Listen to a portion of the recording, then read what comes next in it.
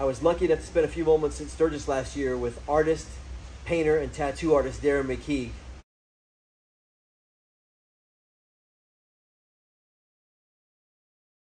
We talked about life, we talked about motorcycles, we talked about 10 keys to success in what you're doing in life.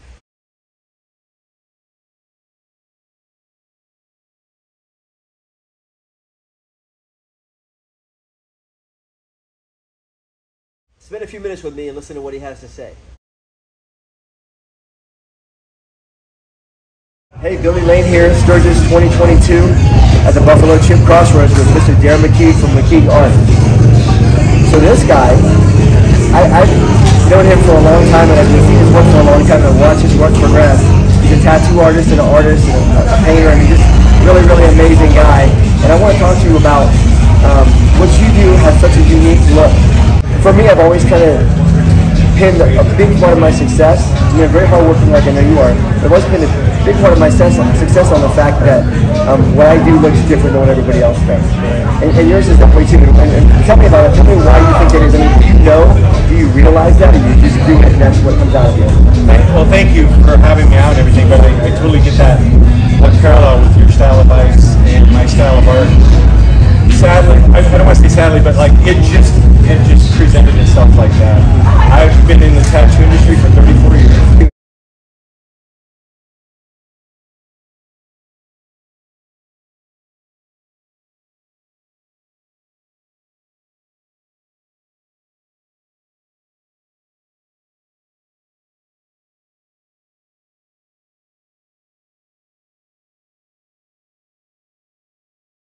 I've been drawing my whole life, and I've been around motorbikes since I was a kid. That all infused into what my style is. Everybody's influenced me along the way, some good, some bad. The bad, obviously, I don't want to incorporate. The good, absolutely. You know, so it's all really, really, really good.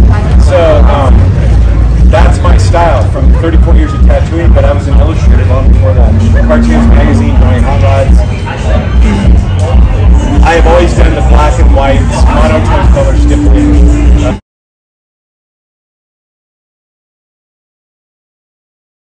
Even before I started tattooing, my mom showed me about 15 years ago drawings when I was 10 and 12. It was what I'm doing now on how much it's crazy. It just came full circle. So what would you say is the biggest influence that you have found in what you do? I mean, is there any single thing that just really stands out to you? Or? The biggest positive influence has been good positive people, whether it's in the bike world, the paint world, and the tattoo world. Again, like, you know, lots of, you know, we've all, you know, I've had negative influence along the way. I didn't try to not incorporate that, you know what I mean?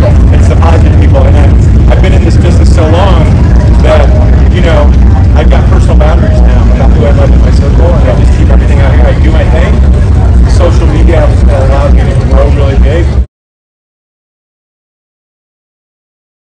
And the beauty of it is you and I can go anywhere in the world at any time for as long as we want. Right. And it's just, we set our boundaries, we do our thing, and we only let a few people in close, and we just stay focused and do what we do. And we're daily hustlers. And social media, like YouTube or Instagram and Facebook, have been a huge part of that. So, I mean, I can totally relate to what you're saying. You know, when I learned how to say no to people, which I didn't know how to do for a long time, changed my life. It's huge, man. It's huge. I mean, you know, years ago I skewed a little more toward the messy side, you know, and because I didn't know how to say no to people. And once I learned how to do that, it really changed me. You know, it changed my work got better, and everything got tighter, and my approach to it, and the way I felt about it, emotionally and mentally got a lot better. Absolutely.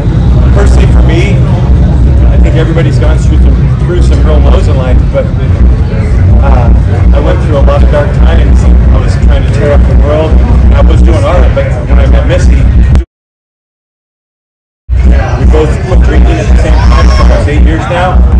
That, social media, and just knowing that this is my soulmate. I don't have to worry about anything anymore.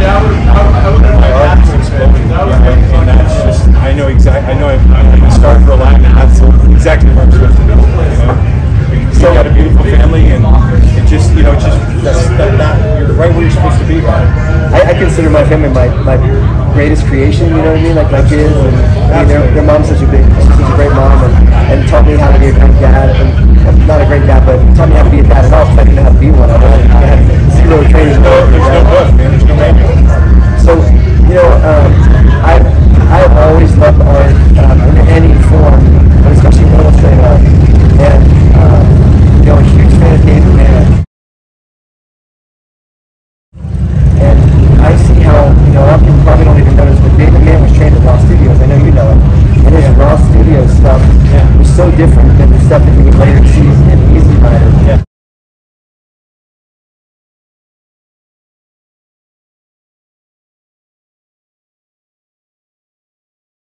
And has your art, do you think, has it transformed anything like that? Or is it? It has, but you had inquired about my first series, What's the Skinny, that I did for Michael's show. Right.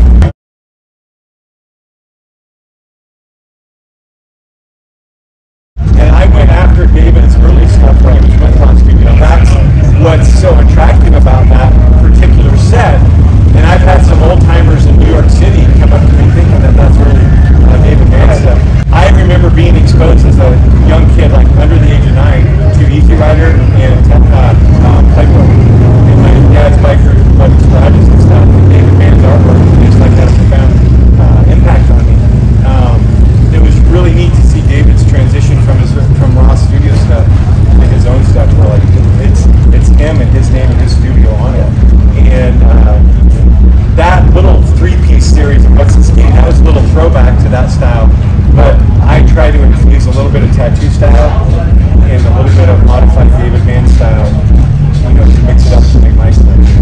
So I remember when I saw it, that was at Michael's exhibit out here at the Sturgis Buffalo Chip maybe 3 or 4 years ago. Yeah. And as soon as I saw it on the wall, I'm a bike guy, but I saw it out on the wall and I went right to it. And I remember we started talking, and right away I saw that influence in it. So I love what you're doing. So I'm gonna tell you a secret. I've been looking at your art for so long now, and usually when I build a custom bike, it starts around like a small, tiny part, or a gas cap, or an idea, something I might have. And I've been looking at your art, and I'm thinking that I want to do a bike that is based around your bike. That's amazing. And of course, I want to have you paint it. But I've been thinking about it for quite a long time now, because I've been doing this for 35 years, and you start to get to a point where, okay, there's things I want to do, and if I don't do them now, when am I going to do them? Like sense of speed and cool hand, like what you said. And I've got to that point in my customs where I really have a few things that I really, really, really want to do. And I thought about this with David years ago, because he and I were friends, and unfortunately he didn't live past 2004 for me to be able to have that opportunity. But you're here, and I know you got a lot of years ahead of you, and I would love to do something like that. I would be honored. It would be an amazing collaboration, dude. Yeah, that would be cool. I think it would be really, it would really be like cool. a painting come to life, like three-dimensional. Yeah, that would be awesome. And I mean, like I'm the kind of guy that when I build a bike, the paint is very minimal. I love the metal, the work, and the shape, and everything else that I'm doing. The machine parts speak for itself, and I've never gone crazy on my paint. And this is one where I'd have to step back and play second fiddle, to the lead.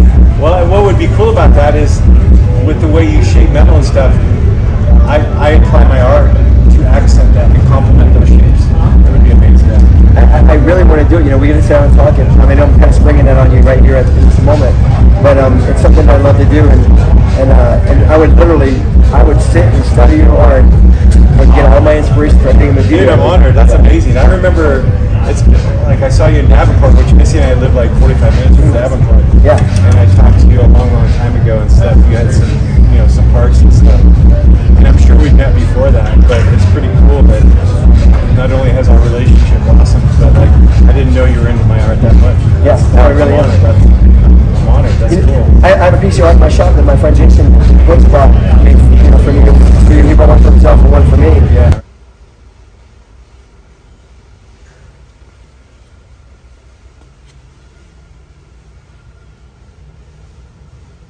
And I look at it every day when I walk in. I have it downstairs in my little shop when I walk in, and I look at it and I'm like, it reminds me this is something we need to do. Yeah. And the cool part about a lot of my art, whether it's on a helmet,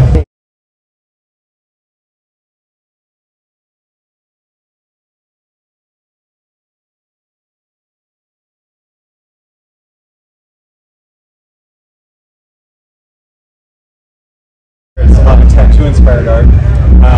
But like a lot of my art is like, a lot of my art is like shit I've lived. Like doing burnouts and fucking background just out of control. But this particular helmet has just tattoo art. She was born on the 7th day of 1977 of January 7th. And but a lot of things are influenced by that, And people are like, where do you get all your ideas? My brain doesn't stop. I wake up in the night with ideas. I literally do. And I try to jot as many down. But my paintings are like all the miles are coming on the road beside Paul, you know, whoever. And that's what I'm from. And Paul's another person I asked to speak to. I've known him for a long time, and one of the guys I respect. Hey guys, this is Darren from McKeag Art, Paul from Bare Knuckle Performance out of St. Louis. It's going to be a great show. We're bringing some new stuff. We're bringing some old stuff. We're bringing a bike that did 4,500 miles to get here. I think one of the, I told you one of the keys to success was that I'm trying to do something different. The other one is that I work very hard. And the third is that I'm genuine, you know, like I don't try and fake it for people, you know. I got a reputation for telling people what I think, you know, to their face. You have to. Yeah. And that's part of boundaries as well. Right. Like, there's too much sugarcoat in this industry, the paint industry, the tattoo industry. And like, if you don't tell how it is and set your boundaries, you know. Especially after what I put myself through, you know, that was because I wasn't practicing what we're talking about. Dude, I mean, I haven't been through it to that extent, but I've been through some low spots where the next day I'm just like, I fucked up. Yeah. And I'm glad that's in the past, and you know, just trying to make better decisions now and fly straight. So, what's the one opportunity that you had, you know, for your career to this point that you missed, that you blinked and didn't take it, and it came, you know, and you did well? Is there one? I mean, you know, not everybody has one. Most people do. There's not. That's just the right now answer. There's not. I was in the Army for 6 years. I was a crew chief on Huey helicopters, and I was considering going to flight school, but my art was coming at me. And I was doing art then, and I had motorbikes, but it wasn't in it like I am. And I let that go. I'm like, this is tugging at me. This is right where I'm supposed to be. I haven't, and I don't know if I want to call that fortunate or I've just been lucky. I've made mistakes in the past. And I've been down, but I've never missed any opportunities. I've made wrong decisions and made business decisions with people I shouldn't have, but that's how you learn. You know? So is there anything that you think that you would like to do, and you've had your eye on, like a bucket list type of thing, and you haven't made it yet, whether it's career-wise or on a personal level? Or? I want to paint a Billy Lane bike. Okay. I got a guy for you. Got a guy? Yeah. You know what, dude? I am not even bullshitting you. I am so fortunate. We travel the world anytime, for as long as we want. All I want to do is live longer and do more of it. Yeah. That's my bucket list, dude. I'm very fortunate, and I can honestly say when I'm riding, like Paul and I spent 7 days riding out with two other buddies, and you get in that fucking zen where it feels like your bike's floating and you don't hear anything but the bike running, and like I can barely hear us talking. I'm the only one that didn't wear helmets. I don't like them, whatever. But like I could hear my buddy's strap come loose and start hitting me down by his chain, and I stopped him, but I can't hear them talking right next to me. I've been so fortunate. Like I'm very blessed. If I were to leave this earth tomorrow, I've done a lot, man. I feel the same way, man. I know how you feel about that. The only thing with me is I have little kids. Yes. And so that is the thing that, you know, I try very hard to avoid situations that could get me off the planet. Absolutely, dude. And you know what? So I have a 24-year-old son and a 21-year-old son, and my stepdaughter is 16. I obviously want to see them have families and have kids and stuff like that, and I'm sure I will. But I'm one of the honest ones, man. I mean, I'm so blessed. Yeah. And this is another opportunity, dude. I didn't realize you were into my art as much. I knew you liked it, and when you hit me up about those paintings, it's like, I didn't even know you knew they existed. You know? I'm honored. But dude, life is amazing. It's beautiful. Yeah. You know? It is. And I've got an amazing family, and you do too. And I'm just like, I really don't. I mean, probably eat a great steak dinner tonight. It's just going to get even better, man. It's just. Well, you know, I mean, when I was in prison for a good long time, and I read a lot, and you know, I learned a lot. One of the things I learned is it's your job as a human being on this planet to share your gift with other people. You know, whatever. Some people's gift is as simple as being a good parent. You know, they don't need any more than that. You know, or some people, you know, going to the medical field. You know what I mean? Yours is inspiring people through your art, and I think in a lot of ways mine is too. You know? Absolutely, and maybe you get them, but on a weekly basis, daily basis, I get emails or Instagram messages where like some dude is like, "This is my 5-year-old kid drawing your skulls or your motorbikes or whatever," and you don't really think about that until it's put to you, and you're like, "Holy world doing paint classes. People bring me in to teach people how I do what I do. And I include social media into that. If this is what you do for a paycheck, you should use social media like this. Yeah. There's no room for politics, religion, on my page. Right. You know, all the bullshit that's on my phone. And so, when people send me those personal messages, dude, I take that to heart. You know? Yeah, me too. I mean, and I You've had to influence so many people when it comes to the building binders. I'm so lucky. It's why I asked you the question about missing the opportunities. The reason I asked it because it's personal to me. Like when Jesse asked me to do Monster Garage way back, he saw my first tubeless bike with an unfinished form in Daytona. And he goes, "Hey, I'm going to do a show called Monster Garage. You know, do you want to do it?" And I said no. And then I was like, "What are you doing?" You know, and I said yes. And I said no because my girlfriend at the time didn't want me to do that. She had seen what had happened with him with Motorcycle Mania. Didn't want me to do it. So first I said no because somebody else didn't want me to. I went back and I told him, yeah, I really think I'd like to do it. And he's like, good. And you know, Monster Garage is what got me into like to build off and build into these things. And I was already doing well when that all happened, but it really changed things for me, you know, in a huge way.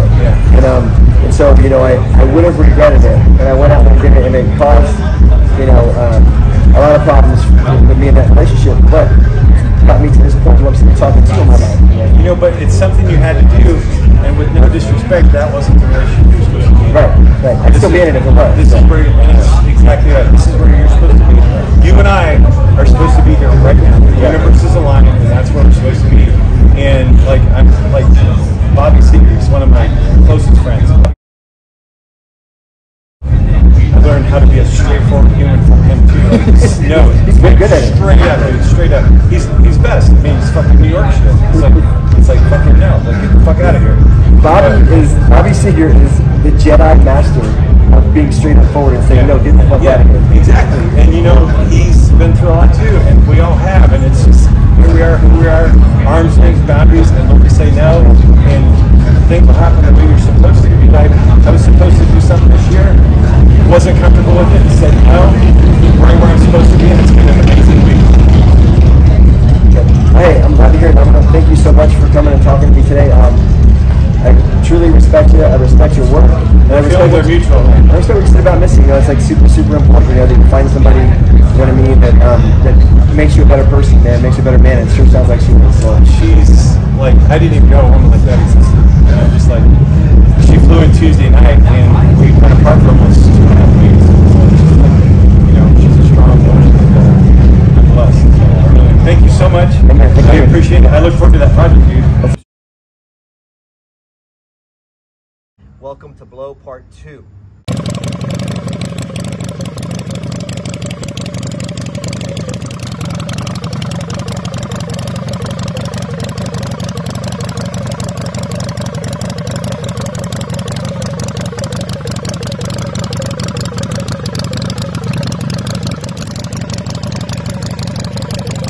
Let's get on it because I'm getting old. You know, I'm 55, so I'm ready when you are. We'll come down.